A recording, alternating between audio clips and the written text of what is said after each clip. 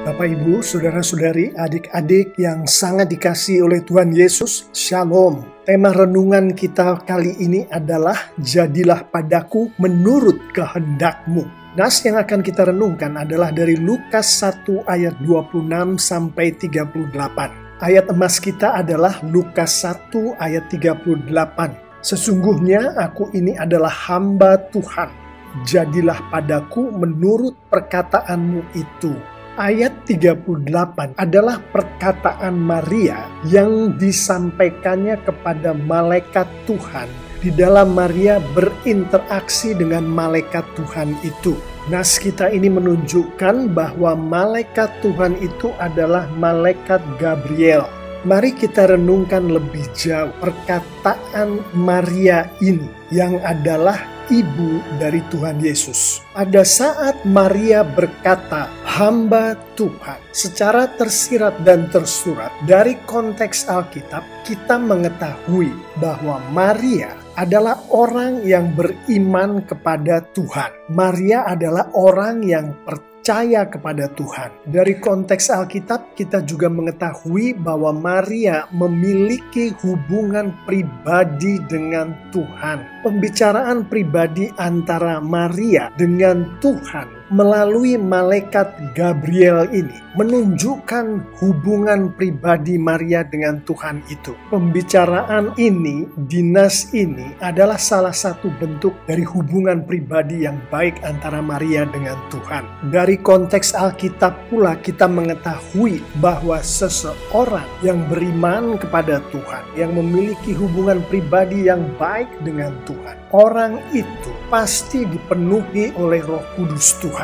Pada saat Maria berkata, menurut perkataanmu, yang dalam hal ini Maria mengacu kepada perkataan Tuhan yang disampaikan kepada Maria melalui malaikat Gabriel. Dalam konteks Alkitab, baik secara tersurat maupun tersirat, kita mengetahui Maria sensitif terhadap perkataan Tuhan. Dengan kata lain, Maria sensitif terhadap firman Tuhan. Maria mengetahui yang mana firman Tuhan. Artinya Maria mengetahui firman Tuhan dan Maria mengerti firman Tuhan. Sebentar lagi kita akan melihat apa yang terjadi pada Maria sampai dia mengerti firman Tuhan dan Maria menghidupi firman Tuhan, termasuk Maria melakukan firman Tuhan, yang sebentar lagi juga kita akan melihat bagaimana Maria menghidupi, melakukan firman Tuhan ini.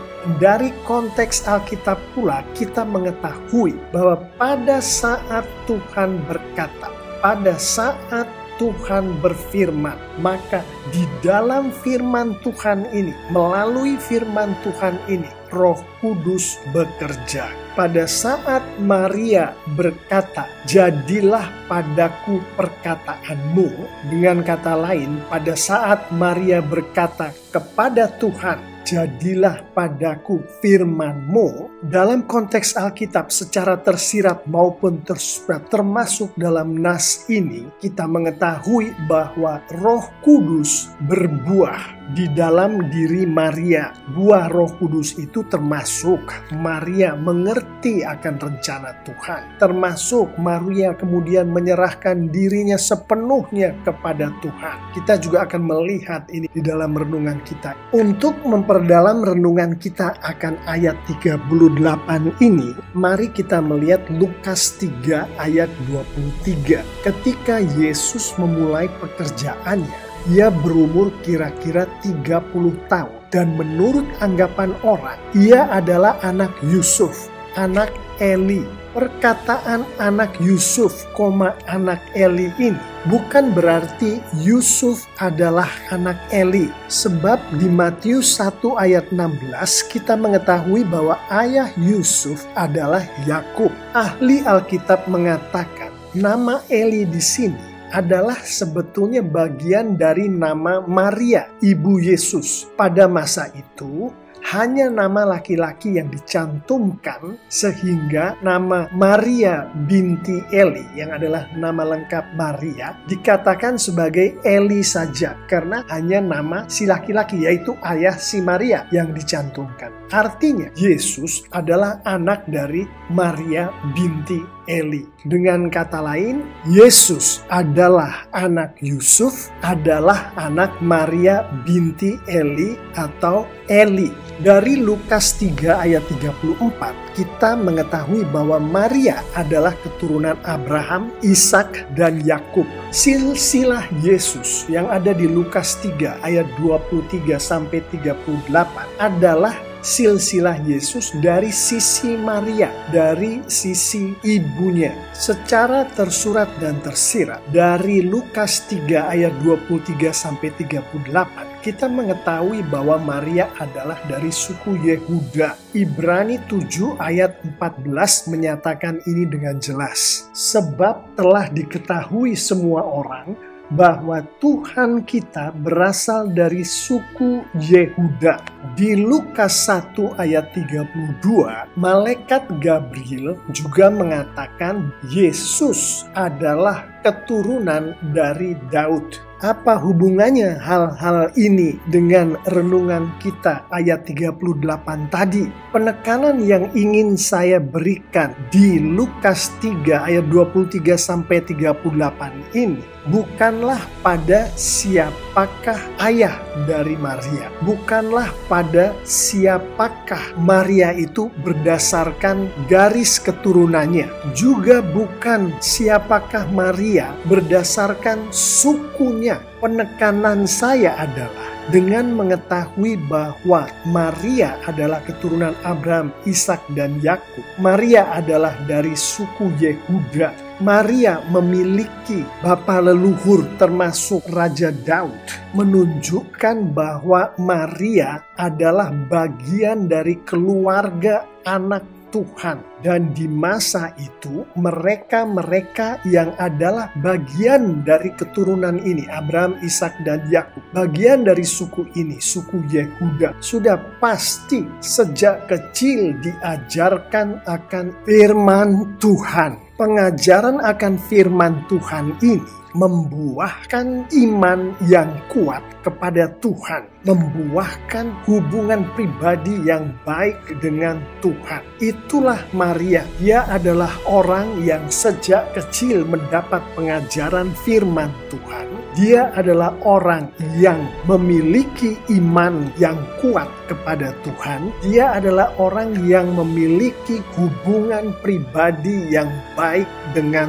Tuhan. Lebih jauh mengenai hubungan pribadi yang baik yang dimiliki oleh Maria dengan Tuhan, kita bisa melihatnya dari Lukas 1 ayat 34. Kata Maria kepada malaikat itu, bagaimana hal itu mungkin terjadi karena aku belum bersuami? Dari ayat 28-37 di nas kita ini, kita melihat bahwa Maria berinteraksi dengan Tuhan melalui malaikat Gabriel. Ayat 28, salam, hai engkau yang dikaruniai, Tuhan menyertai engkau, kata malaikat Gabriel. Ayat 30, jangan takut hai Maria, sebab engkau beroleh kasih karunia di hadapan Allah. Ayat 34, kata Maria kepada malaikat itu, bagaimana hal itu mungkin terjadi karena aku belum bersuami? Jawab malaikat Gabriel kepada Maria, Roh Kudus akan turun atasmu dan kuasa Allah yang maha tinggi akan menaungi engkau. Sebab itu anak yang akan kau lahirkan itu akan disebut kudus, anak Allah. Interaksi antara Maria dengan Tuhan melalui malaikat Gabriel ini di ayat 28-37 tadi bisa terjadi karena Maria sensitif terhadap perkataan Tuhan, terhadap firman Tuhan. Maria mendengar dan Maria mengetahui firman Tuhan pada saat dikatakan oleh Tuhan melalui malaikat Gabriel. Dari interaksi di ayat 28-37 ini, kita melihat secara tersurat Maria terus berkomunikasi dengan firman Tuhan yang disampaikan melalui malaikat Gabriel ini sampai Maria mengerti akan firman Tuhan itu. Pertanyaan yang diajukan Maria di ayat 34, bagaimana hal itu mungkin terjadi karena aku belum bersuami, menunjukkan bagaimana Maria dibimbing oleh Roh Kudus untuk mengerti firman Tuhan yang sedang disampaikan oleh Tuhan melalui malaikat Gabriel kepadanya, kepada Maria. Sebagaimana tadi barusan kita renungkan bahwa pada saat firman Tuhan disampaikan, pada saat sesuatu kejadian melibatkan firman Tuhan, Roh Kudus bekerja atas firman Tuhan itu. Salah satu buah dari Roh Kudus yang bekerja pada Maria adalah ucapan yang disampaikan oleh Maria di Lukas 1 ayat 38 tadi. Jadilah padaku menurut perkataanmu itu. Buah Roh Kudus ini adalah ketaatan, kepatuhan Maria akan firman Tuhan. Dari konteks Alkitab kita mengetahui bahwa Maria melakukan firman Tuhan seperti yang dikehendaki oleh Tuhan melalui firman-Nya yang Dia sampaikan kepada Maria melalui malaikat Gabriel. Sebelumnya Roh Kudus membuat Maria mengerti akan rencana Tuhan atas dirinya pada saat firman Tuhan itu disampaikan kepadanya. Dan dari pekerjaan Roh Kudus ini kita mengetahui dari konteks Alkitab bahwa Maria menyerahkan dirinya sepenuhnya kepada rencana Tuhan atas dirinya. Itulah tadi yang disampaikan oleh Maria melalui Lukas 1 ayat 38. Jadilah padaku menurut perkataanmu itu. Artinya, jadilah pada diriku, diri Maria, menurut firman-Mu, firman Tuhan. Demikianlah Bapak, Ibu, Saudara-saudari, adik-adik yang sangat dikasihi oleh Tuhan Yesus. Bagaimana Tuhan memakai Maria untuk memenuhi kehendak-Nya. Dan dari konteks Alkitab kita mengetahui Maria diberkati Tuhan dengan luar biasa. Jangan salah tangkap Bapak, Ibu, Saudara-saudari, adik-adik yang sangat dikasihi oleh Tuhan Yesus. Diberkati Tuhan dengan luar biasa yang dialami oleh Maria ini bukanlah hal-hal menakjubkan yang dialami oleh Maria pada saat dia sedang bersama-sama dengan anaknya, yaitu Tuhan Yesus. Namun yang dimaksud dengan diberkati Tuhan dengan luar biasa di sini adalah pada saat Tuhan mempergunakan Maria untuk kehendak Tuhan, untuk kemuliaan Tuhan. Alkitab secara tersurat dan tersirat menunjukkan salah satu berkat yang paling besar yang dapat diperoleh manusia dari Tuhan adalah Tuhan memakai manusia yang bersangkutan untuk kepentingan Tuhan. Renungkanlah hal ini dalam-dalam. Siapa sih kita manusia yang berdosa ini? Siapa sih kita manusia yang dipenuhi oleh hawa nafsu kebadanan ini sehingga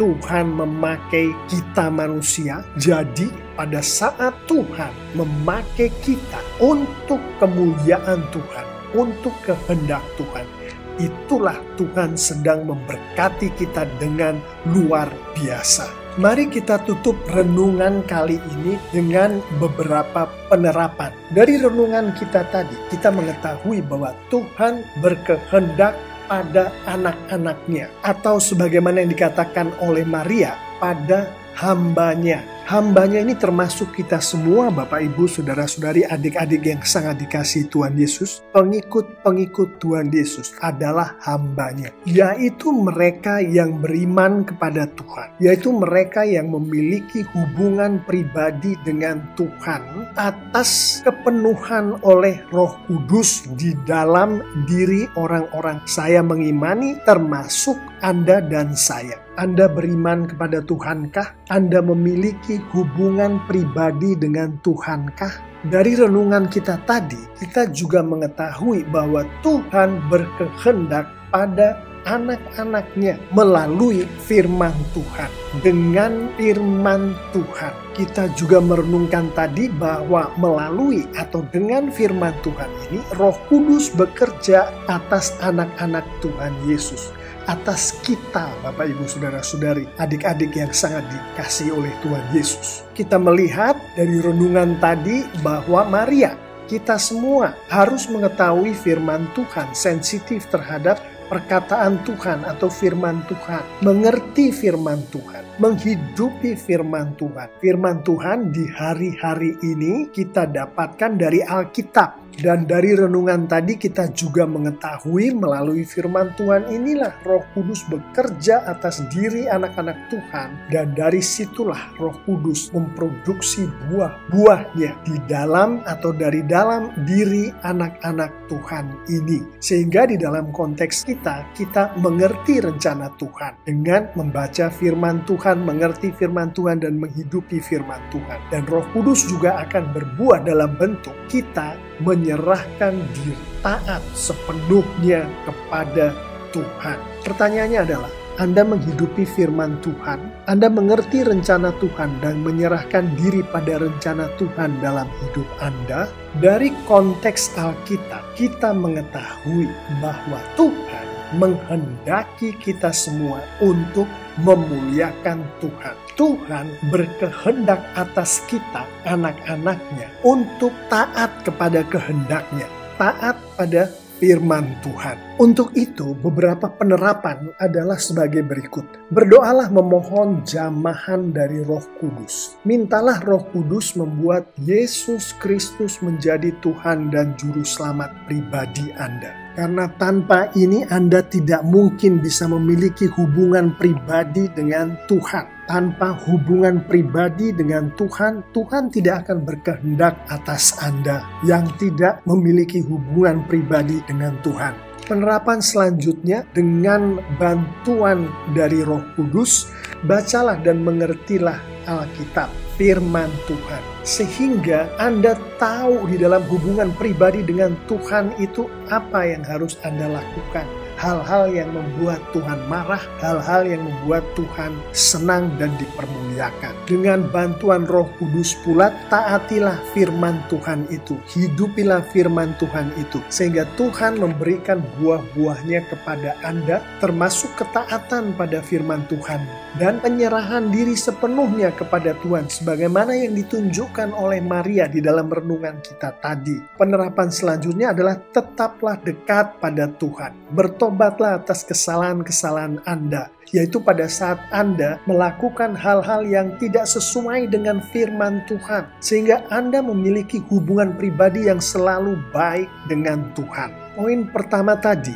mintalah Roh Kudus membuat Yesus Kristus menjadi Tuhan dan Juru Selamat pribadi Anda adalah bagi Anda-Anda yang belum mengenal Tuhan Yesus, belum menerima Tuhan Yesus. Bagi Anda-Anda yang sudah mengenal dan sudah menerima Tuhan Yesus sebagai Tuhan dan Juru Selamat pribadi Anda, penerapan bagi Anda-Anda adalah poin-poin penerapan selanjutnya. Saya mengimani Bapak, Ibu, Saudara-saudari, adik-adik yang sangat dikasihi oleh Tuhan Yesus. Pada saat kita, anak-anak Tuhan, melakukan firman Tuhan, sebagaimana yang sudah kita renungkan tadi, lengkap dengan penerapan-penerapannya, Tuhan kita akan dipermuliakan. Dan Alkitab menunjukkan kepada kita semua secara tersurat maupun tersirat, anak-anak Tuhan yang memuliakan Tuhan, diberkati Tuhan dengan luar biasa. Amin.